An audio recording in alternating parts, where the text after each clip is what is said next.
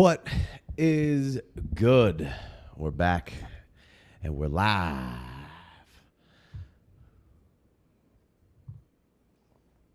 We got a little Superflex TE Premium Dynasty Startup mock for your pleasure. You want me to hit the button? Do it. All right. And we are off and rolling. We got a 1 minute clock, a third round reversal. Like I said, it is TE Premium. It's Superflex. So while this thing gets rolling, let's see what we're looking forward to in this draft. So, obviously things are starting to happen as the season draws closer. We have a few things that I'm interested to see how they affect this draft because it's kind of the first one that we've done with maybe some of these things that have happened. Joe Mixon contracts restructure. Looks like he's going to lock it in with the Bengals there, at least for another season. So maybe Mixon gets a little more stability and bumped up there. He wants to stay with the team, taking the cut. Alvin Kamara felony charge dropped, possibly a lower suspension there. So we'll see how that plays with Kendre and Kamara. We can kind of view all that against our ADP that we currently have. A bunch of star RBs are mad about their money. So we'll see if that has any effect here. We're not really sure how that's going to play out. And then the biggest one, of course, is, Nuke tightens up. So as I said, as we're getting rolling here through the first round or three, let's talk a little bit about this Nuke and Titans ecosystem. And when we're rolling a little further, we'll kick it into draft recap and what we like, what we didn't like here. So, I think as a whole, the Titans offense got better, right? But I think if this knocked you off your Treylon Dynasty perch, you probably weren't really on it. You were lukewarm at best. And I'm not saying this doesn't have any negative effect on Burks because I think it most likely probably does. But you get an excellent vet in Nuke for Treylon to kind of learn from. And it could also allow Burks to play some different positions on the field as he grows into a bit more of a dominant role. He certainly wasn't a polished or finished product coming out. I don't think anybody necessarily thought that was the case. He was kind of that big slot, ball in the hands. If you can get him moving across the field, get him moving, ball in hands and going. And you got to see some of that last year. Enough at least to get me excited about the prospect of Treylon Burks, that this stuff translated into the NFL. But you're going to get Nuke, so now Nuke can play on the outside, either the X or the Z role for you. So we'll see kind of how that plays out, but I think it can allow Treylon to be a little more versatile and moving him around and, again, gets a nice veteran, potential Hall of Famer presence there in Nuke. Yeah, I think that's a great point there, the versatility, because he did play 20% of his snaps in the slot last season, and I think you can see him getting a little bit more involved with that offense. The offensive coordinator has moved on. The quarterbacks or the passing game coordinator is now the offensive coordinator. He decided to stick around in Tennessee all offseason long. He stayed in Nashville. He didn't go vacation. He just was at the facility in training, and he admitted that he had a problem with conditioning coming in prior season. Well, overplayed, almost asthma. Never had to deal with that kind of activity, I guess, and probably should have been in better shape. Yeah. And has probably learned since that.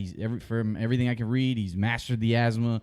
And it's not a problem anymore. I don't know. He's been training all off season, and then for him to only play in 11 games, did deal with some injuries, but had 53 targets, 33 receptions, 444 yards. He was 33rd in yards per reception in the league with 13.5. And then one of his best features, he was 12th overall in 5.5 in yards per yak per reception with 5.4 yards. And that's the kind of stuff that you were seeing in college, a locomotive with the ball in his hands, get him moving, get him crossing the field, which they started getting him doing towards this later half of the season. And he was splashing, he was splashing and making big plays downfield, 33rd in yards per reception, Right. Yeah, and, so I don't know that it's quite the negative that I've seen people making it out to be. I'm also not going to spin it into like, you got to be it's going to be also so great for Treylon either. I mean, you have to be slightly bummed about the target share percentage that is most likely going to get knocked down a little bit. Passing volume offense with Derrick Henry still there, but we're playing Dynasty. But with the slightly decreased target share, I think you're going to get some extra efficiency there where, you can't key on Treylon. And, on a weekly basis, I think you could get a little added efficiency. So does that balance out to where you think the volume might be? I mean, most likely not, but I think it can certainly help. And like you said, we know this isn't a pass-heavy offense, and everyone's already reeled down on the Titans and Tannehill as a whole. But we've had some really good stretches from Tannehill. He got beat up last year with an ankle in week 6 or 7 and really just wasn't right the whole rest of the season. And the Titans were still knocking on the doorstep of the playoffs. Yeah. I know everybody loves to hate this team and they're going down and it's just like they just keep swinging. In 2022, Tannehill was QB7, 351 points, 22 points per game. He had 8 QB1 finishes, not the overall QB1, but within the top 12. 481 attempts in that year, and they were still just 30th in the league in passing attempts in that season with 30.1 a game. But in that 2020 season, he provided a top 12 wide receiver in A.J. Brown, who had 17.7 points a game, 70 receptions, 1,075 yards, 11 touchdowns in 14 games. So putting up big numbers. And Corey Davis was the other big dog over there. And he averaged 13.7 points a game. Now, only wide receiver 30 on the season, but he had a few zeros mixed in there. And he also missed 2 games. So 92 targets, 65 yards, and 5 touchdowns. I think there's certainly room for 2 top 24 wide receivers for Tannehill to, kind of take there. And I think the Titans offense, like I said, as a whole, got a little bit better. Is it maybe exactly what you wanted to see from volume perspective from Treylon? No, but I think overall it's probably a decent thing for Treylon to kind of have this happen to him. And you could say, hey, if he wasn't good enough to be great all by himself, then he sucks. And it's like I can't get behind that planned mindset. On getting nuked this whole time, and right? Again, if you're victory and they waited lapping, so long, telling people like I told you, and it's like, dude, right. You didn't tell anybody shit. It's the softest shit available to be like, I told you. You didn't tell anybody shit. Yeah. All right, they signed another good player. And the people saying that, well, nobody wanted Nuke and the good teams didn't sign him, so that should tell you everything you need to know. And it's like, well, some of them couldn't afford him. I'm sure the Bills wanted him, but probably couldn't figure it out. The Chiefs wanted him, couldn't figure it out, Yeah. And so the Titans, he ended up going to the Titans, and he wanted a little extra money. He wanted to get his last little squeeze of cash here, and we'll kind of see how that plays out.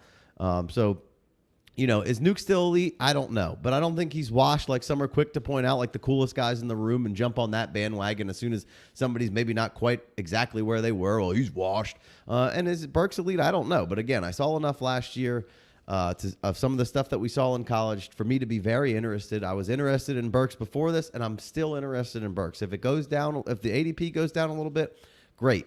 If Burks right now it's at in our ADP all off season is 6'5". I think you probably we'll see where that gets to because I want to put Treylon up against some people, but I'm curious to see how that gets shoved down. It's going to be even better of a deal. I don't right, know and some people are saying, "Oh, buy low, I'll still buy low," and yeah, of course, I'm still in on Burks. I think he's a good player. I've seen enough, and I think he is a good player. Burks is wide receiver 24 in our ADP. Nuke is wide receiver 40, going at 9-12. So we'll see kind of how that Burks going at 6'5". So we'll kind of see how that all plays out in this draft, along with some of those other things that we talked about.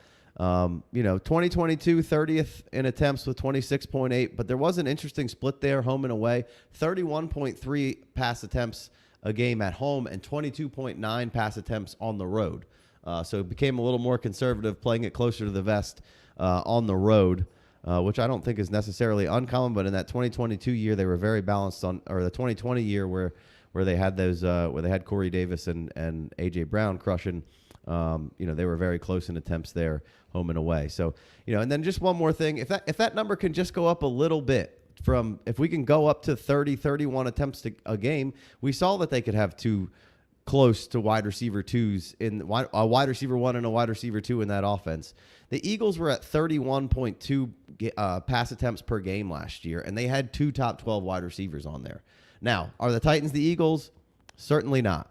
But if I feel like we're so quick to be like, oh, well, tear it all down. There's no way they're going to be any good. It's just confirmation bias. I hated the Titans. Nuke went there. Treylon stinks now. How could he be any good? And it's like, we just need to pump the brakes and just read the tea leaves. The truth is probably somewhere in the middle there. And Treylon could still be the top dog in that offense. And Nuke is the guy who's, a little bit more, sparse in week-to-week play, or it could be the exact opposite. But Nuke's got an incentive-laden deal, so he's going to be upset if he's not getting his. Right. But so we shall see. But it hasn't detracted me from Burks in the least. Yes, maybe it kind of squashes a little bit of the volume, but maybe we can make a little bit of an efficiency, but I'm not necessarily banking on it to say it's going to be equal. It's probably a little worse, but I think long-term, potentially better for Treylon Burks. Just a 2-year deal, and we're playing Dynasty. Right. You made a great point about getting to learn from one of the best in the game. Right. Hall of Famer. All right. So Go Tigers. we're in this draft now. The first round was fairly chalky. CeeDee Lamb squeezing in CeeDee there. Lamb squeezes in there at 112, and then we got Deshaun Watson going at 2-1, Anthony Richardson 2-2, Dak at 2-4, Garrett Wilson 2-3, Waddle at 2-5, Kyler Murray at 2-6, A.J. Brown 2-7, Brees at 2-8, Olave 2-9, St. Brown 2-10, Tyreek 2-11, and Kelsey in the premium going 2-12, and then it is a third-round reversal. So balls me Blaza is just making sure I'm reading that.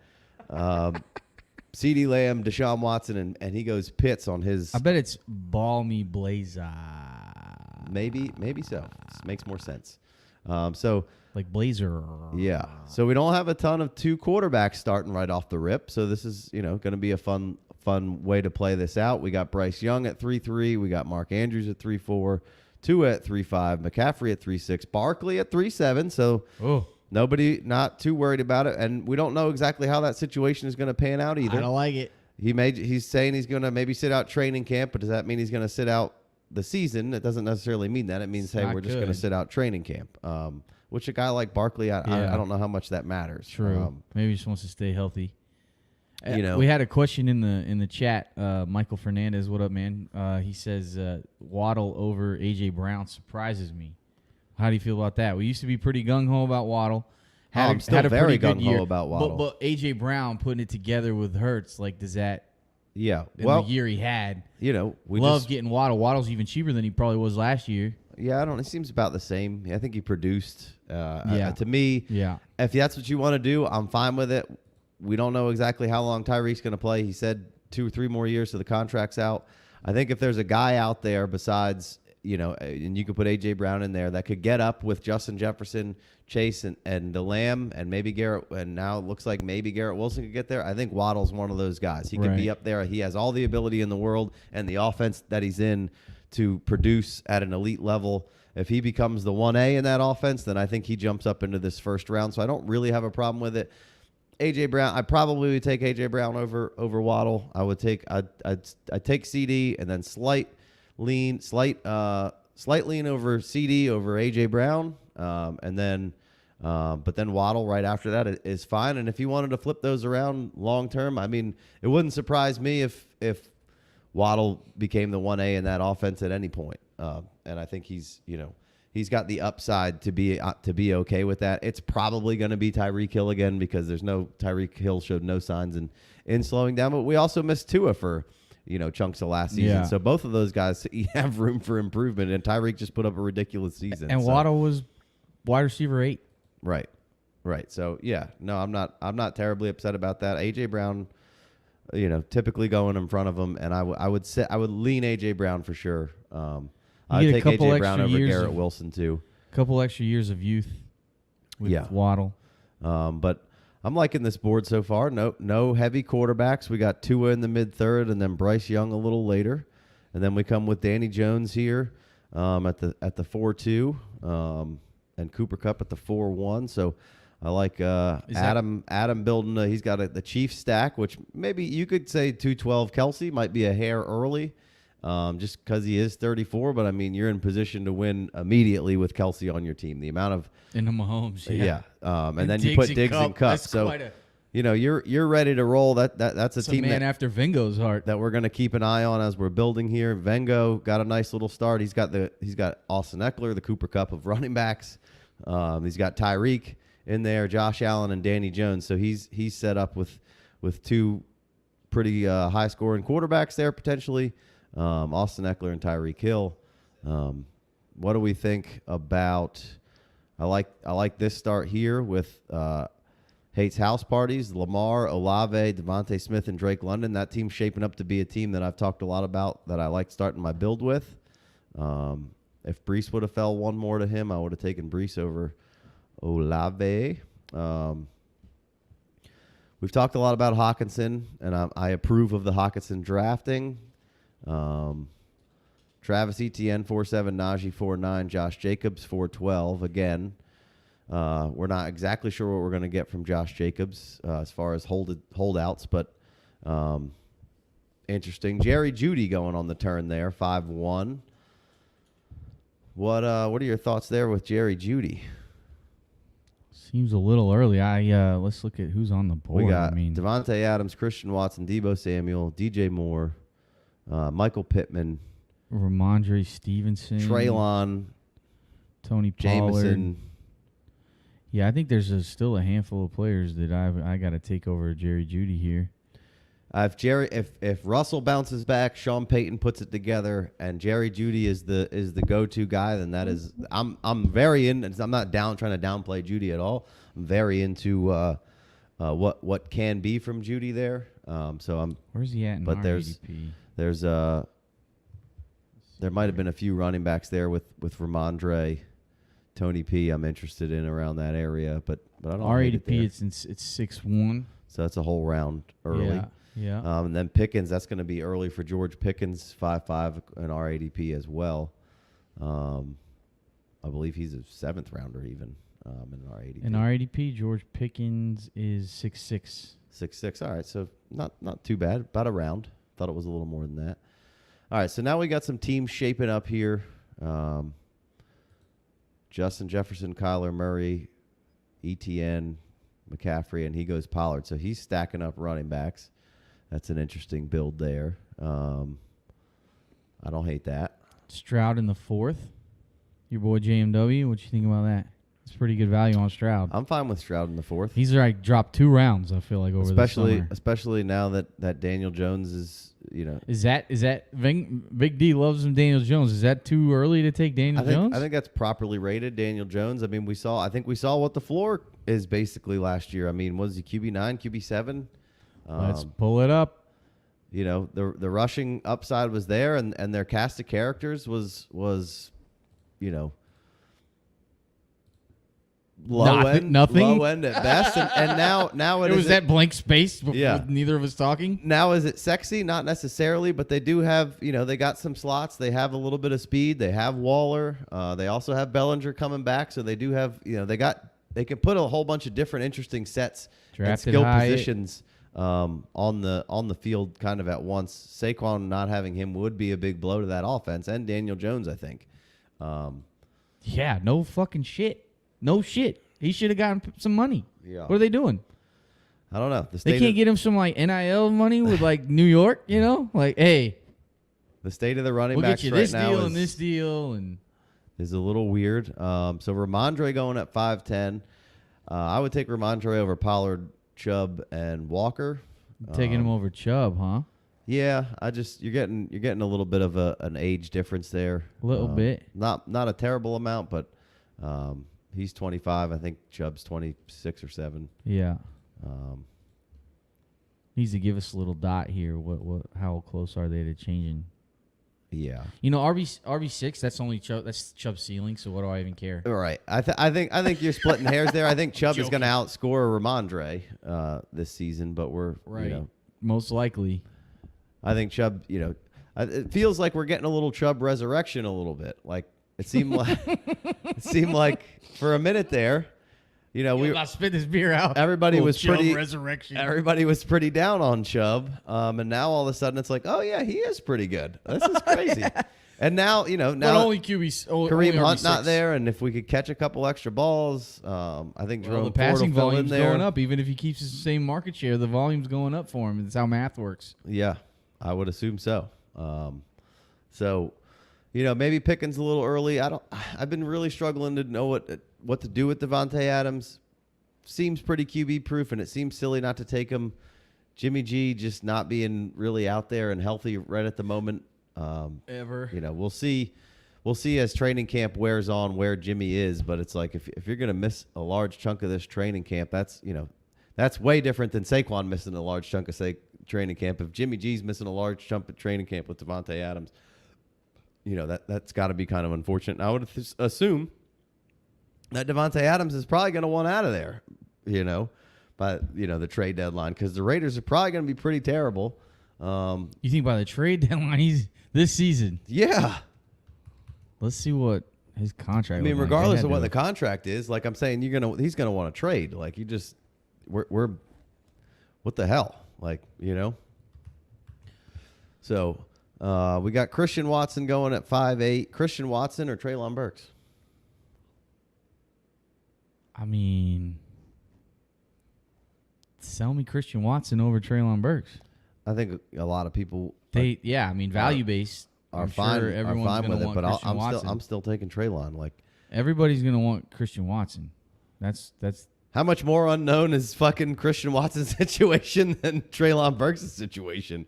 They could easily go into a more run heavy set with the Packers here, and they could be dropping down to a 25th team in pass play per game situation. And when you get down that far, it's splitting hairs. It's a few attempts a game. And I would assume with the Titans acquiring Nuke that maybe you do pass 2 or 3 more times a game and your average does creep up to 30-31. And if it's at 30-31, then I don't think that's all that concerning for you. 31 being what? The attempts a game. Yeah. Oh. Like I said, that's where the Eagles were last year. Obviously they're not the Eagles, but that line's not as good, and I don't think Tannehill's Jalen Hurts by any means, but he has had Jalen Hurts-like stretches back in the day, and I think that ankle bothering him and him being low on mobility probably, hindered a bit of his offensive prowess and skills and stuff that he brings to that Titans offense last year, talking Tannehill. So he's been a guy I've been high on drafting late as your 3rd, 4th QB. And that really just solidified that. I think Goddard going at 6'6" here with JMW is just a hell of a value there. I think Kenny Pickett is this year's Daniel Jones. The Najee slander and the Pickett slander, it's got to stop. It's crazy.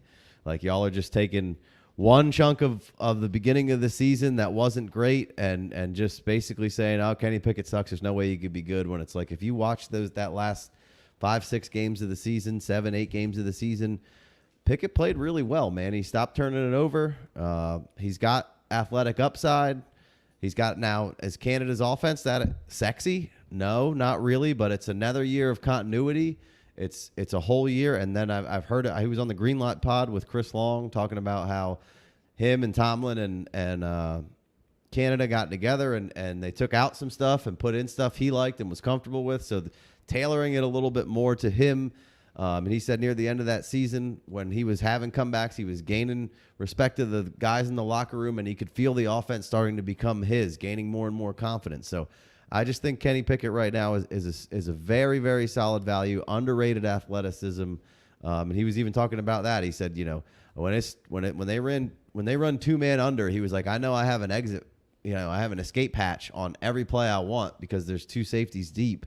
And I know I got a mismatch somewhere, or I can take off. So, very interested in a whole lot of Kenny Pickett this year. Damian Pierce is my guy. Vengo going Miles Sanders at 6'2" is interesting. Derrick Henry at 6'1". I'm having a hard time placing Henry, but on the team that this guy's building, Adam W. right there, he's going for the jugular and all in. And what a nice little scoop up with Cousins there at 6'12", knowing that you're going to get good, solid quarterback play out of Cousins. That situation just got better. You got Addison now. You got Hawk now. You got the best receiver in the game. Yes, your running back situation maybe got a little worse, but we know that the Vikings want to pass the shit out of the ball. So what a nice little start for Adam W. Going to have to maybe fill out some youth and some shots a little later here so you're not in trouble in a year or two. But you could always trade Mahomes if you win 2 chips in a row or you get first and second. You've cashed now. You've covered this league for multiple years, especially if this is anywhere from a little bit high dollar, $100 to $300 league, which obviously is just a mock. But, he's shaping up to come in here and just wreak havoc for a year or two. And now let's see how he builds out the back half of this. Let's see some other builds here. This he hates house parties build here that I was liking. Olave, Devontae Smith, being flexible with those younger receivers as we've talked about in the past. Then he comes back with Chubb and Pierce. which maybe not how I would have played that. I might have grabbed another receiver in there or a tight end. But I don't hate it. That's a team that could certainly be ready to win. This Hurts team with St. Brown, Gibbs, JSN, that's a really fun start. Then Ramondre and Goff. I think Goff takes a step forward again this year. So I really like that. What do you think about Javonte Williams, 6'7"? That seems like pretty solid value on Javonte. Yeah, I probably would take Ayuk and maybe Dobbins. You taking Dobbins over Javonte? I'm okay taking Javonte. I'm okay if you wanted to take Javonte at 6'1" instead of Henry or Miles Sanders at 6'2", I'd be okay with that. Miles Sanders. You're not worried about the knee? I mean, of course, I'm a little worried about it, but I think he's a good player. Everything's looking on the up a little bit. I don't think he's going to be in there week 1 crushing, but you can grab P. Ryan a little later and take a little stress off your little plate there. Grab P. Ryan regardless. Well, sure, but I mean, that guy could go around early on P. Ryan and feel good about it. So I like the Goddard at 6'6" here. I like the Dobbins at 6'9". I think this is a nice little, Sanders, Dobbins, Williams. I mean, Williams isn't going to really necessarily help you in the beginning of the season, but could be huge down the stretch. But Dobbins, Miles Sanders, Joe Mixon, Damian Pierce. What a round to get your like just nice running back. Nice spot to come back. And hey, that's why if I was going with that flexible build that I'm talking about, where you're getting the younger guys here and not a whole lot of running backs, unless it's one of the top 3, Brees, Bijan, or JT, which JT at 3.2, absolutely a steal. Yeah. So quickly we forget how fucking good that man is. And just take that value and run with it, Foreman. I love it. So, but staying flexible and then coming back and instead of grabbing Chubb or Pierce, maybe you could have grabbed one more wide receiver and then came back and got, Miles Sanders, which obviously Vengo's in this draft, so maybe you wouldn't have. But I think in most of the drafts, you could have got Miles Sanders at 6'4", and maybe you feel a little bit better about the volume of touches for your running back. But I think Pierce is going to be just fine this year. I love the asset moving forward. So Ayuk over, the Niners are a low passing volume team, but nobody ever cares because they're so efficient. Yeah. So, the Titans could become efficient on fucking offense. It's just, and they have been at points. So I know the Titans are the underlying theme of this offense or this segment, this what we're talking about, but it's, just very interesting to me. Just kind of starting to go over all this and figure it out. This has been my first kind of crack at seeing what's up there with Nuke over here. So, and how I feel about it. But Geno Smith, I think, is a nice buy right now if you need another quarterback. I mean, his situation just got better. I don't think he's taking a step back. A little bit of an enigma there, and there's certainly some gamble, but you add JSN and Charbonnet to this mix now. You have a deep backfield. Your offensive line got better. You were starting 2 rookie tackles last year, and you have DK, Lockett, and JSN still a fan of tight end position. I mean, I feel like Geno is a nice buy, and Russell, like these. I just feel like these quarterbacks and running backs in this 5th, 6th, 7th round is so nice. And there goes Treylon at 6'12". Right. So he was 6'5", so a little fall, but not terrible. So how do you think about that? You want respect to the boys in a draft? Are you? I got to get Jameson, right, over Treylon. Has that been the case? I think we've all been on Jameson over. I'm a big Jameson guy. I don't know if I could go either way. That's fine with me. And then DJ Moore or Treylon Burks? I'll take Treylon. Jahan Dotson. I mean, if we're worried about the volume for Treylon, we got to be worried about the volume for Moore. Yeah. I mean, but Moore's been good with shit, and Treylon, right? We're hoping Jahan. We're hoping that the whole Bears offense takes a step forward, and I don't think. Justin Fields is incapable. He's certainly capable. So let's kind of see what happens there. And DJ Moore's a little bit of a, I don't mind taking him, but he's not as sexy as maybe he once was, but he could score a ton of points this year. He's been good in bad situations, so I don't think it'll get any worse. And if it gets better, then DJ Moore would have been the play there. Long term, though, I think Burks is going to shape into a monster here. I like Jameson Williams, so probably take both of those guys over him. And then I'll take DJ Moore over Dotson. Yeah. What about Deontay Johnson? You got to push him to the back of all those guys. I'll take DJ Moore. Yeah, And Treylon. then DeAndre. I love this 7th round grouping of wide receivers, and now we're trickling into the 8th with it a little bit. So I think those guys have been pushed down a little bit. But Debo at 7-7, just a steal. I mean, we can be upset about what Debo did last year. Wasn't healthy. He said he's back focused. This offense with Christian McCaffrey now in the offense. Now we can figure out how to do a whole bunch of different things. We can be so differently multiple, whereas you acquired CMC in the middle of the season. You're trying to figure out how to use everybody. Now I feel like you're coming into a whole offseason to game plan, and I feel like Debo's being very much forgotten. And I love Ayuk. I think Ayuk is for sure the wide receiver 1 over there, but Debo's the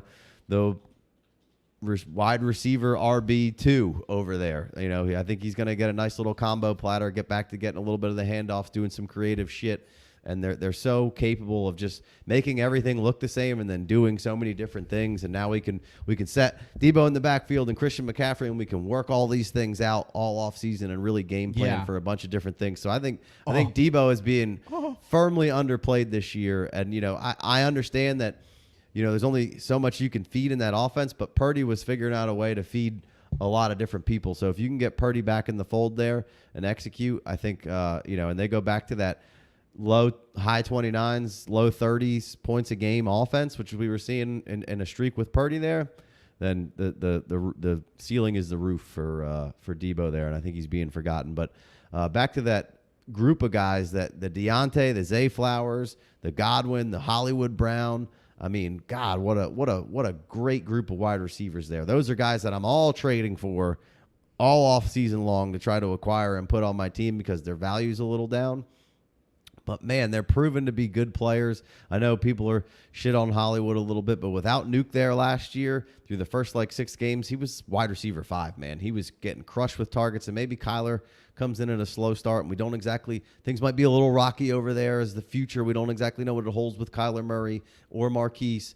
But, man, if Kyler – which I think he'll probably most likely be back week 1. It might be a little limited. If not, he'll be back maybe by week 4, and I think Hollywood will be just fine with who's the dude from Texas that Colt McCoy. I think Colt McCoy with or Clayton Tune. We'll see what happens with Tune, but I think Hollywood with Clayton or with doesn't sound fun. With Colt McCoy will be just fine. Gonna need Kyler to get back soon. Enough targets there, but we regardless, had a Kyler question. If I'm taking Marquise, and then Godwin is just a screaming value right now. Is Baker awesome? No, but I think Baker's serviceable and good enough to be so excited to get Godwin. And it's probably just 1 year that you're seeing this. And, it could be purgatory there for Godwin for a little while. But before Brady, there was Jameis. And, Jameis isn't even a starter anymore. So, we've seen it. And we've seen Godwin be productive. He was limping around for half of the beginning of the season last year. So what was the question that you had? Sorry, we're talking about rappers here for a second. So let's see, who was it? Let me scroll up. So Joe Mixon at 7.4. I don't have our ADP in front of us. Let me right here. Let me find where he was going. So let's see. I can pull it up. Joe Mixon 8.3 was our ADP right now on him. So that's a nice little jump, 7.4, and it's deservingly so. I think some questions have been answered. Some air has seemingly been cleared. He's got a pretty good path to a high threshold. I don't think it's going to be anything like he's not going to get everything P. Ryan left behind too. But I think Mixon is a good player on a good offense with a good O-line. That they kind of figured some things out at the end of the last season with that line. So I think Mixon's a steal still at 7.4. He needs to be up there in that 6th, 5th round potentially with some of those other guys who I think will be league winners like Miles Sanders and J.K. Dobbins. But, then you come down to DeAndre Swift's of the world and Christian Kirk's, Derek Carr. Here, real quick before we dive into this, what is this? Well, I guess we've been in the 8th round here. UTOOB says, seeing Kyler go anywhere from the 1-2 turn to the 5th round in startups, where are you comfortable taking him? He went there at 2.6. I think that's if somewhere in that mid to late second round. I'm definitely can't help myself. Right, if I'm, him and Dak Prescott really. Right, depending on how this back of this board plays out. Like, let's say I'm at 110. Let's say I took Deshaun Watson at 110. Let's say Bijan, CeeDee Lamb go on that turn, and Anthony Richardson. Let's say those boxes play out like that, and I had Watson over here at the 110 or whatever. I'll take Kyler at 2-3. I'll take Kyler at 2-4. I'm taking Kyler before I'm taking Dak. Anywhere from 2-3 to 2-6, and then if Kyler's still hanging around and I have the 1-2 or 2 or the 1-1, if I can put Patrick Mahomes, if I can put Kyler with any of those top 6, 7, 8 quarterbacks, like, let's fucking go. Yeah. I don't love starting out quarterback. That's just not the way I've been liking the way my draft board plays out. But if I can get Kyler, and then we'll just, we'll fill in with Matt Stafford or Purdy or Tannehill, or, we'll get some other quarterbacks. If whatever ones of Geno, Pickett, Russell slips, maybe I'll grab one of those, and then I'll grab a Purdy and a Stafford a little later, and just, not worry about Kyler for the first half of the season maybe, and then by then, let's not get it twisted. I think Kyler and the coach had some beef. I don't think it was going well. Kyler just had a quote, was basically like, when shit's not working and we're just doing the same shit, like, basically, Well, how come dumb. Kyler in the second half of the season, all these teams figure you out that played you the first half? Like the division record second half, Kyler's been figured out, I think. I think he's basically saying, like, hey, we're doing, like, the shit we're doing sometimes isn't working, and we kept, it's not Kyler, and we weren't. I think it can be a little bit of both, and I think Kyler had been banged up a lot of the times through the end of the season for trying to do too much. But I think it could be good. We're clearing the air here. We're getting something different. Kyler can come in with a clean slate, and then maybe zone is terrible, and we'll see what happens there moving forward. But let me parlay that into one more question. We got hit up Hugo, the Malamute? I don't know. Exactly. Malamute? That's a dog. Malamute? Mm-hmm. Oh, that makes sense with the picture. Okay, all right. Hugo said, which is this the dog asking the question? No, I'm just kidding. Just traded away Stroud and Love for Kyler Murray. Oh, love that, right? Yeah. What was it? He traded Stroud and Love for Kyler Murray. He has Bryce Young and Jared Goff, so gets off of. I like that. Having both rookie QBs, taking Love and moving Stroud up to Kyler. I like that. And then we'll squeeze one more question in here while we're doing it. In a 10-team Superflex start 9, would y'all trade Jameson and 1-6 for Brees? It seems like a lot. What was the question? Jameson and 1-6 for Brees. 1-6 that's a Superflex, so you got. And it's 10-team. Yeah. So you need some little higher end caliber players. He's got Mahomes, Fields, and Love. So nice little third option there at quarterback. Pitts, promising, awesome young tight end. Garrett Wilson, Drake London, T. Higgins, Ayuk, and Dotson. So just a stacked team. Yeah, it's a 10-man team, though, so. True. A little more stacked. What was run that by me one more time, the actual. Jameson Williams. And 1-6. So you're giving up, JSN Kincaid, or Gibbs or. If it's premium, maybe. It's not premium. It's not premium, so No. JSN or Gibbs. Yeah. JSN, Gibbs. And J-Mo to get Brees, a second-round startup pick, basically. You take a fifth and a second or a third to get a second. It seems like that 1-6. If it wasn't 1-6 and if it was like 1-7, then maybe it feel a little bit better. But I can't. The only reason you can even get Brees for that is because he's coming off an ACL. So, right. And where did he go in this? He went 2-8. Yeah.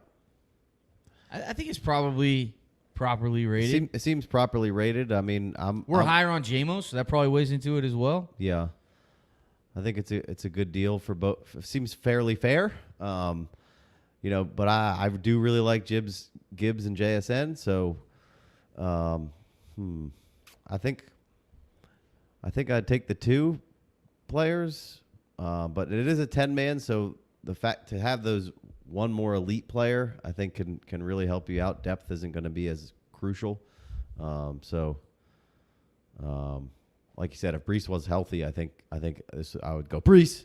But we're all like, what's exactly going to happen? Is Dalvin going to sign there? So that was another thing they brought up. was apparently Dalvin's a plus 150 to sign with New England. It's the best. It's the highest. It's Vegas's money is New England, which would just be no fun at all. That no sounds fun at terrible. all. That would be terrible for Ramondre. Yeah, Dalvin. Yeah. That's so New England though. But I mean, they can't. They're not gonna. He doesn't want to go to New England. Nobody wants to go to New England. To answer that last question, I'm going Brees. Okay. I'm not mad either way. No, I don't think so. Tomorrow I could be like, you know what? I slept on it. So I think that to me says pretty fair. I'm thinking about it. So I think anytime you can acquire an elite proven asset already, I think I'm okay with that. All right, so Mr. McGonigal says, my wife wants to know how much daily Dynasty Fantasy content is too much Dynasty Fantasy content. I mean, daily that might be too much. Yeah, maybe it's go probably by too much. maybe go like tri-weekly. Yeah. So Cam Akers goes. Wait, that would be every 3 weeks. Yeah. Try daily. 3 times a week. Sharbs goes 8-10. Nuke then 8-11. So he was at 9-12. So a little boost for Nuke. Jordan Love here. So let's get an overview of some of these teams, see what's been going on here. Cole World says, my wife asked me, isn't this the off season? Like, yeah, mine says the same thing. Like, the most important part. yeah, it's like it never stopped. It's like it never stopped. stops. Especially when you're trying to produce the content. Yikes. Madison at 9-12, sort of interesting there. I haven't seen. Has Kendre gone? No Kendre. So it's No, he went 10-4 right Did there. he? Oh, there he goes. So he seems like he's down a little bit with the AK news. I'm not gonna lie, got me down a little bit on my Kendre. I mean, you thought maybe you could get a bit longer Some of games a of just suspension of Kendre? just, maybe it would be a half a season. They or- haven't issued a suspension. have No, they? but it seems like, and maybe it doesn't. Maybe they just, the NFL doesn't necessarily care what the overall True. legal if it's process conduct always detrimental is. to Right, the field.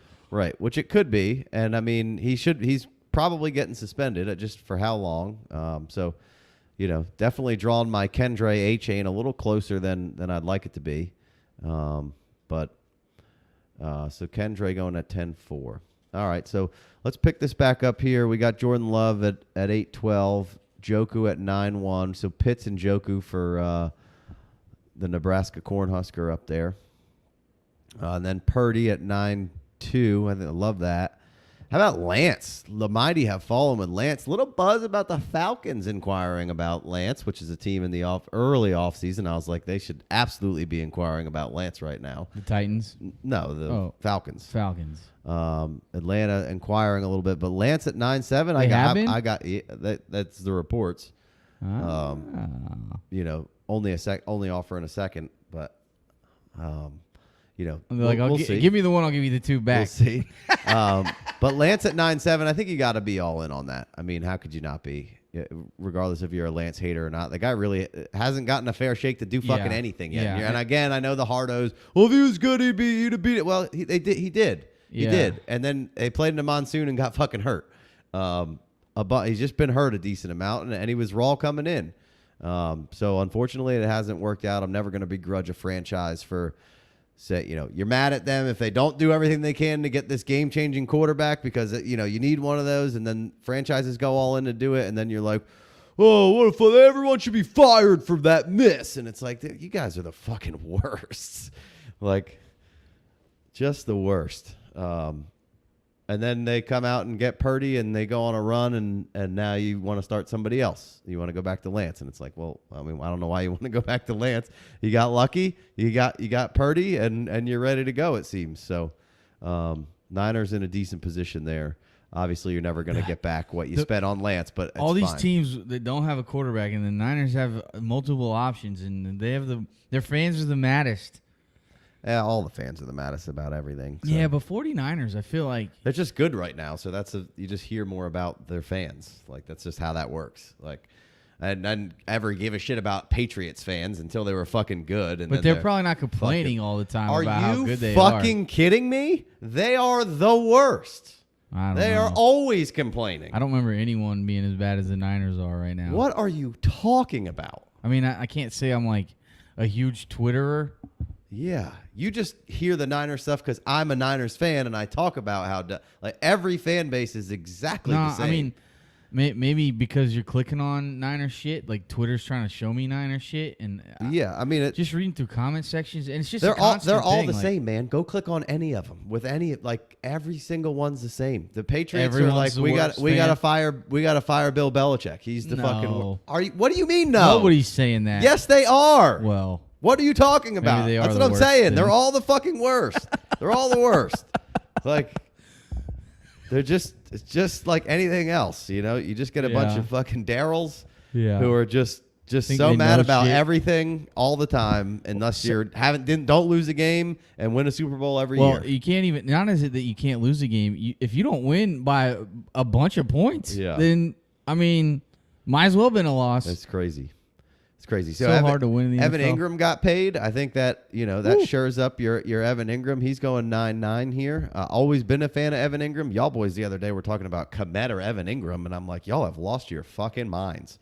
It is Evan Ingram, and it is Evan Ingram all day long, and even reinforced here. This Freiermuth falling to 8-3 is interesting. Waller at 8-2. I think I've been crushing Waller. Nice pickup by Vengo there. So let's start sorting out some of these teams a little bit here. I like Hoodie's team here. He's got T-Law and Tua. I would have liked to see him pick up like a Stafford there just for the Tua. I don't know, in that Tank Bigsby area, which he could have grabbed Stafford. But nice chunk of wide receivers. Waddle. DK, Pickens, which maybe you don't like DK or Pickens or Waddle or whatever, but the idea of what he's doing there of stacking all those wide receivers. And then he went and got White, which I'm not crazy about, but this year could be good. And then Connor is just a fantastic play on those type of teams that are staying flexible with the younger, youthy wide receivers. Connor is just that he got to be your target, and he nailed that. But like I said, I'd like to see Stafford instead of Bigsby there, just to shore up your quarterback there, and then we can play with running backs from here on out. Grab another wide receiver or two. And again, this is a mock, and it's a draft. And you don't have to come out with a starting tight end if you don't want to. You don't have to come out with that many running backs if you don't want to. You can draft for value and trade for need if that's how you want to play it. I'm 100% okay with that, and that's what we're mocking teams here. Draft for value, trade for need, drink. We're talking about who's got what team, and it's like, yeah, some of these guys are going to need to make trades, but they're going to be in better positions to do so and get plus on the values. So. Got some questions whenever you want to get to them. Well, let's see what the FFD guys are doing. We got Fat Mormon over here. He's got Bijan, Anthony Richardson, JT. Fucking killer start right there of just fantasy points. And then Quentin Johnston, Pittman, shocker. Russell. Did you know that Anthony Richardson isn't even projected to start week 1 Jamison right now? Williams and Nuke. So he's got a nice little mixture of vets and other guys. And he comes back and get Juju. If Juju can get off this knee thing that he's still been that they're still worried about, never gonna happen. I think that's an outstanding value. It's been since his second year. I know, but right now they're still talking about the knee from when he got hurt with the Chiefs last year, so that's a little concerning. But great, could be a potential awesome value there. He's got Roschon at 11-2. That's his third wide receiver. He's got Purdy as his third QB. So if Anthony Richardson starts the season, should be fine there for him. Don't hate that team. Then Schultz, that's got man after my own heart at 10-11. I think he's just going to be soaking up targets. Could easily lead that Texans team in receptions this year. So like that. Let's go over to Vengo, who that's Big D. Like I said, I liked his start. Josh Allen, Tyreek, Eckler, Daniel Jones, Scary Terry, which Scary Terry is usually in that group down there that I was talking about with the Godwin, the Flowers, the Deontay Johnson, the Hollywood when we're doing these drafts. So that's pretty above expectations there. And when we just did the Redskins or the Commanders rather, I think if Terry had a good quarterback throughout his or even just a little bit better quarterback, I think he'd be a second, third round startup pick because he just always comes out and fucking produces. Terry's a G. So I don't hate that reaching a little bit. Miles is his boy, but I like that. I think Miles is going to be a potential league winner. I think the volume's there. I think the receptions can go up. He can be a decent receiver. We saw it year one. They said they're working on it. Deuce Staley loves him. And they don't really have a ton behind him. I do like the idea of Chuba. kind of giving you something different there. But they got a good O-line and a rookie quarterback. Let's lean on Miles and get it done. Just needs to stay healthy. Got Amari. So a nice little another veteran presence there. He's building a nice little receiving core and then he came back and got Mims and he got Mike Williams. So that's pretty fun. A.J. Dillon's been a fun stab of mine. Like I said earlier, the Packers could be much like the Titans, going back in a little bit more, falling back out of the middle of the pack with Aaron Rodgers at pass attempts per game, falling into that mid to late 20s in pass attempts per game, just trying to keep the game manageable for Jordan Love instead of making him kind of do it all. So then Tajay Spears for him. So overall, like that team. You said you had some other questions? See. All right. Let's hit them up the starred page. Let's see. McGonigal. I gotta be careful pronouncing that one. He says, of the 9th round tight ends, which do you value the most in Dynasty? I've got a soft spot for Njoku. So, Ingram, Laporta, Mayer, Njoku. Is that what he's asking? Mm-hmm. And then you could lump Schultz and Waller and Freiermuth. I mean, Waller and Freiermuth probably a tier above everybody there. Usually go a little bit. Mayer, I see go ahead of 9-8, I think, and probably properly rated there for those rookies. Ingram just got a bump. I love Njoku. I love David Njoku too. So I think Njoku or Ingram are going to score more points than the other two. But like if Laporta comes out, Jamison Williams misses 6 games and just starts getting rolling a little bit, I think the value spike on the two rookies is going to be better than the value spike on Njoku. So usually what I like to do is I don't want to be counted like Marco in Mexico here. He's got Hawk. So I love stacking Mayer with Hawk there. That's what I want to do. Hoodie's relying on Laporta, but he came back and got my guy Trey McBride. So that's my dog. This guy's just a man after my own heart. Shout out to the Hoodie AMB and the Dolphins logo there. Been in a couple of these. He's been in some of the slow mocks. So I see you, buddy, doing your thing. Love that Trey McBride pickup. You think Njoku outscores Ingram? Probably not. It's possible. They got Elijah Moore coming in. I don't know. Drafted Tillman. I don't know what's going to happen with this Cleveland offense. I love it for Deshaun, and I love it for Nick Chubb. And I think Amari Cooper is going to be just as good as he always was, but I don't know what's going to happen after that. They got Donovan Peoples-Jones, who showed some promise. They got Tillman. They got he's a Elijah freak, though, Moore. and the targets weren't terrible once Deshaun got in there. It took a minute. It took a minute for everybody. There wasn't a lot of volume. He wasn't moving the ball very much. A lot of punts. Nothing great. But what do you expect from someone who's been out of the game for a year and a half? And then Evan Ingram, you get Ridley added to the equation here. True, but a bunch of money. And Trevor likes a tight end. I think I feel pretty safe about Evan Ingram, especially tight now end that he's tied up. Year. Now that you know you're going to get a couple years extra, even if it's just one more.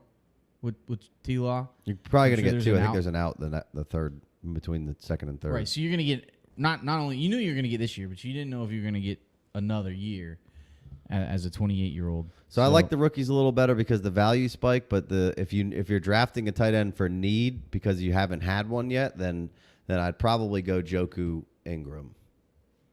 But that'd be pretty close there. AJ said the stack made me push to get Njoku over Deshaun.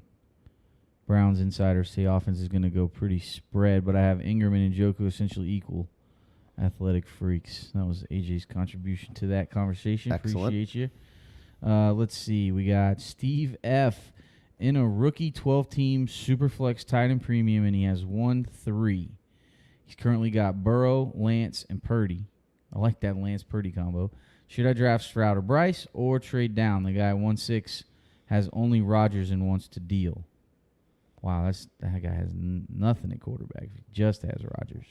So we don't even know. I think someone asked a question about Aaron Rodgers a little while ago and how we weren't bullish on him, and you must have made a comment about him or something in talking about maybe somebody else. I'm not anti-Rodgers at all. I'll draft the hell out of Rodgers. We seem to be down on him, and I wasn't sure if you said something that I missed, but well, I am kind of. You just don't know if you're going to get 1 year Rodgers or 2 years. Seems like you're getting 2. it's going to hinge on the O-line a little bit, and we'll see how that goes. But no. I'm very much in on Aaron Rodgers. I like Lane Kiffin here. He took Aaron Rodgers with Kyler. I love that. And then came back with Derek Carr. I think Derek Carr is going to be just fine.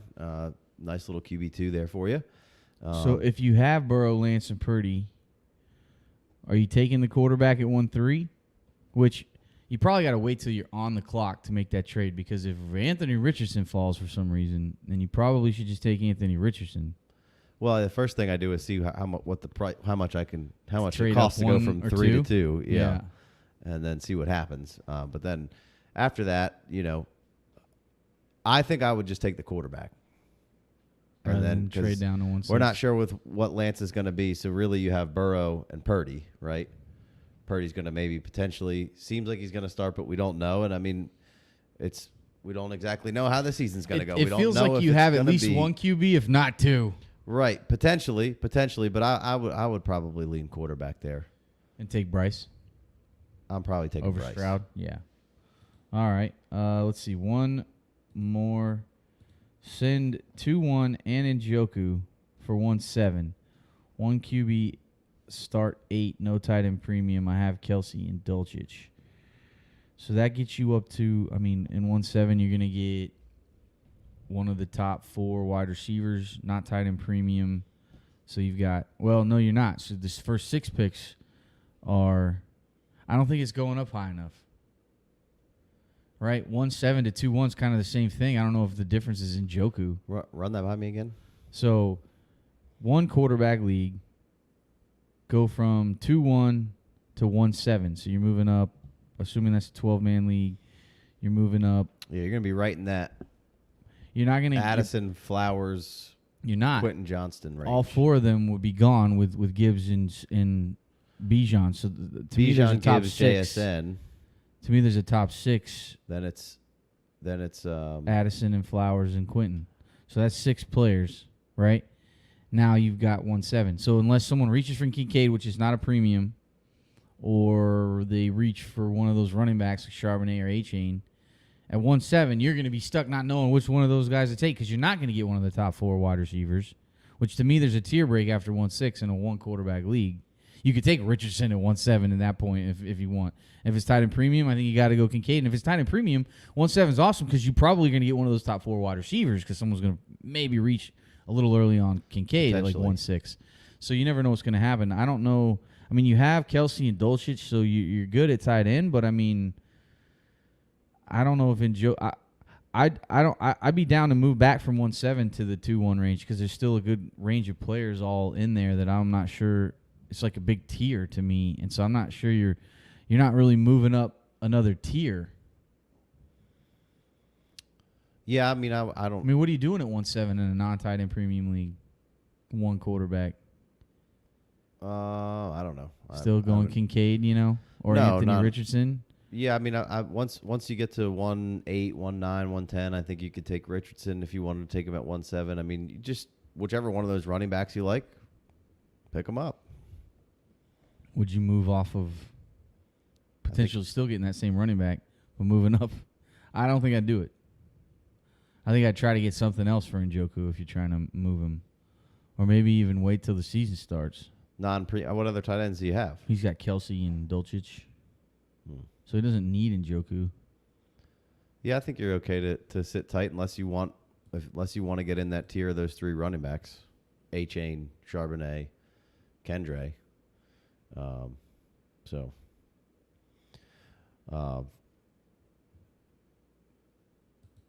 you got Bijan, Gibbs, JSN, and then you got Quentin Johnston, Addison, Flowers. So you got 6, yeah. Yeah, can't do it. Keep it in Njoku. If you want to get up in there and get one of those running backs, then I'm fine with it. And just lock one of them down, that's fine. Or if you want to get up in there in 1-7 and trade back a couple of pick or 2 and then take Anthony Richardson because you want a little bit difference maker at quarterback potentially in a 1-quarterback league, I'd be fine with that too. You could just get little micro trades back potentially. All right. back to this draft here. Bateman going at 9-6. We talked about Trey Lance. We talked about that 10th round a little bit. Gibson going at 10-10. Seems like he's moving up. Cook at 10-12. What do you think about Cook? Dalvin's? Mm-hmm. I don't know. I wish I'd have traded him last year, but I was trying to win a championship, so I still have him. And then the allure of, like, Miami has kept him attractive on my team, and now, it seems like they should figure that out. But if New England's going to do it, that'd be a huge bummer. If New York Jets do it, that'd be a huge bummer. Shit, maybe the Giants do it now. Saquon's holding out. I don't know. Yeah. It's just kind of like you're just holding and waiting and seeing at this point, and I think he still is a good player. I mean, dealt with some injuries, but the efficiency chart says. Yeah. Yeah, I think there's some other charts that make him seem like he's good too. Well, the though, fantasy points chart's good. I swear to God, man. The fucking efficiency chart has just really got up my keister this offseason. Just like I don't. Well, then why? Like we can use it as a tool to like try to help you make some decisions and keep it in the back of your mind. But I feel like just everybody is just like, well, that's it. See, told you, that's it. We're done. I feel like just those people are allergic to fantasy points a lot of the time. It's like, well, this guy's is not efficient, so he's dead. Let's just get rid of him. And I don't. From what I could tell, it's not even all that sticky from year to year. So. We'll see. I think Dalvin Cook's still going to, if he can go somewhere where that could be semi-lucrative, where he gets a decent amount of carries, he's probably still going to be pretty good. Back to that trade up from 2-1 to 1-7, he was thinking he'd move up to take Richardson because he has Watson, and Richardson won't be there at 2-1. So if you want to trade Njoku to secure Richardson. Yeah, I would try to maybe move back one or two then, but I mean, if you just want to you go risk it a little bit there, I guess, because because people really love running quarterbacks. Right. It's really weird how. Well, they don't. They do. Like, people be taking mad quarterbacks in maybe one quarterback league. in a home league draft, but not right. I'm assuming that's most drafts are like home leagues. I wouldn't assume that anymore. I think that's the rarity. What is it, more like FFPC? I think it's just people are playing in more and more dynasty leagues, so you're just playing with in whatever underdog, FFPC, whatever you can play in to get more leagues. Yeah. You only get so many home guys that you can form a home league with. So, Khalil Herbert in the 12th round, Josh Downs in the 12th round, Dulcich Okonkwo stack here. What do you think about a Chig? Love it. Let me get Chig. I'm always taking. I love taking Chig. I feel like he's been maybe the worst benefactor to this Nuke deal. Nuke kind of operates in that. Well, I just intermediary. you were getting potentially the number 2 target on the team now, and now maybe you're probably getting the number 3 target on a team that isn't the most heavy volume. So I think you could support 2 at a high level. I don't know if you're going to support 3 at a high level. So I don't hate the snag there, but like I would much rather have Trey McBride in that spot at this point. But I don't hate the start that Lane Kiffin had there, but I would probably swap out a Okonkwo at this point. Love Cortland Sutton at 13-8. That is, or 13-6. That is silly. Cortland's a late round guy for me all day long. Love that Wandell pick. Alec Pierce seems to be kind of just hanging out for dead. Obviously, we're only drafting 16 rounds here, so not a complete Love that team. Alex Pierce stab too. It's great late round stab. So some of these other ones here, Baker late. That's not the worst. The Adam W over here. Let's see how he finished up because he went old guys early, and then he kind of stuck with it. He went Derrick Henry, Aaron Jones, got Godwin like that. He got Madison. You're kind of a young old young guy. Then he got Kamara, and then Ritter and Tannehill. So he stacked up a couple more quarterbacks, and then P. Ryan, which. Let's go over to that Williams team, which that was Lane Kiffin. So if Lane Kiffin would have swapped out either Chig or Sutton for P. Ryan, I would have liked that. Maybe Chig with that Jameson Williams. Or with the Javonte. He doesn't necessarily need him, but his wide receiver core is not the strongest. So maybe I would have just tried to secure that. Hey, I'm gonna just run out 4 running backs every week because this is what I think the way this would be set up would be 4 flexes or 2 running backs and 2 flexes. So you could roll 4 out there, and then Bateman, Evans, Sutton, Wandale. So finishes with some youth. And then let's see here: Fields, Prescott, Mark Andrews, Najee, Devontae Adams. I mean, if Devontae hits, that's a hell of a start. Then Dobbins, Mixon, Akers. So that's a nice little start. He's got to make it up with some wide receivers down here. Tony, what a fun dart throw.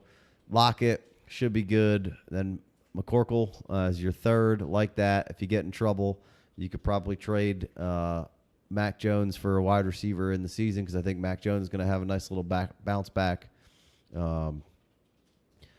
Downs gets you some youth at wide receiver there. Maybe not going to be super playable year one. We don't exactly know, but I think could turn into something really nice there for that offense. It just might be a little slow with Anthony Richardson year one, crushing the slot there. But Schoonmaker at 12-4, again, would rather have Trey McBride in that situation there. Elijah Mitchell is a great late-round stab. God forbid anything should happen to Christian McCaffrey, but Mitchell probably could even have some standalone value. Doesn't need it because he's got some deep running back room. Mechie is interesting, and then Tillman to finish it up. That's pretty fun. Like that Monty over here in the 9th round. What's his normal ADP for us? David Montgomery's? Yeah. Let's check it out. Which earlier for those watching, this is the FFD ADP, and you get access to this over on Patreon. We've been doing mocks all off season long. We've compiled all that data to give us an average draft position, which this is post NFL draft, and which you can't see here on this screen. If you scroll to the right, there's all the different drafts that we've done and what finish these players have had. And just this is a good reference point. These mocks are, so this mock will get drafted. This mock will get put into this ADP. We've done a couple other mocks just recently finished up that I need to add into there. Constantly evolving, and it's one of the perks of coming over to patreon.com/FF Dynasty. You get access to the Discord, become part of these mocks. You get first dibs on jumping in these mocks, and got extra content. We got all the extra AFC shows. Side of our breakdowns over there. Yeah. So David Montgomery, 10-8 in our ADP. Okay, so that's a little early for Monty where he's been going, but I think Monty's going to have another nice little RB2 year for you, and a couple of RB1 weeks. Like this Rashad Penny stab at 14-12 by Vengo here. That's fun. I like Tajee. He got both of the Cowboys receivers, so he got Cooks and then Gallup at 5'11". That's Gallup's on every single one of these teams that I'm going to draft in. Michael Thomas, intriguing once you get into that 14th round, and the guy with the old guys and the win now team kind of picked him up, so I like that. Took Zeke with his last pick. Probably going to end up somewhere and be okay. Be startable in a pinch, but he doesn't really need him. Let's see here. Keiko Bean, Hurts, and Goff. Like the sandwich in between, St. Brown, Gibbs, JSN, Stevenson. Flowers. So he's staying loose and young and neutral, and then A-Chain and more. And then really, Gabe Davis at 11, Nuke's not signing there is, get you a nice little third breath into Gabe Davis there and ship him out. Could have a nice little run here. Ship his soft ass out.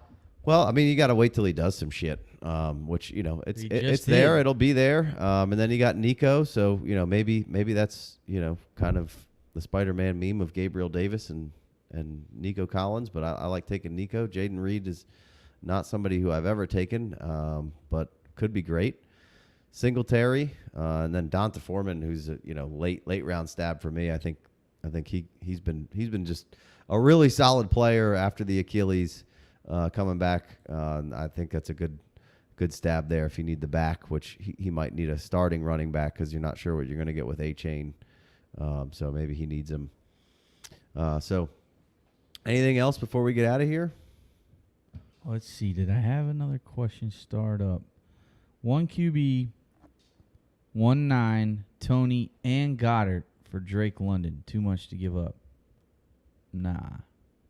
Tight end premium? Yeah, you got to give us some context. Let me look back and see if he did say that it was tight end premium. I think I'm still taking Drake.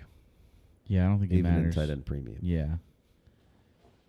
He says he has Pitts and waiver fodder backing up Goddard, but didn't mention if it was tight end prem. Yeah. No tight end premium. Yeah. Let me get Drake. Yeah. Got to. Love it. All right. I'm good, man. I'm Drake London, not London Drake. Don't fuck it up. I don't think we took the Lord's name in vain in this show, so whoever that guy was will got be. a little hate mail from the love side of the. Hey, you're going to get some JCs and some GDs over here. It's just going to happen. Yeah. Some of my favorites, actually. I like to plug the F into the middle of those, too. I mean, it's just. Yeah. Hey, you don't like it, pound sand, pal. or just pray for us. Or yeah,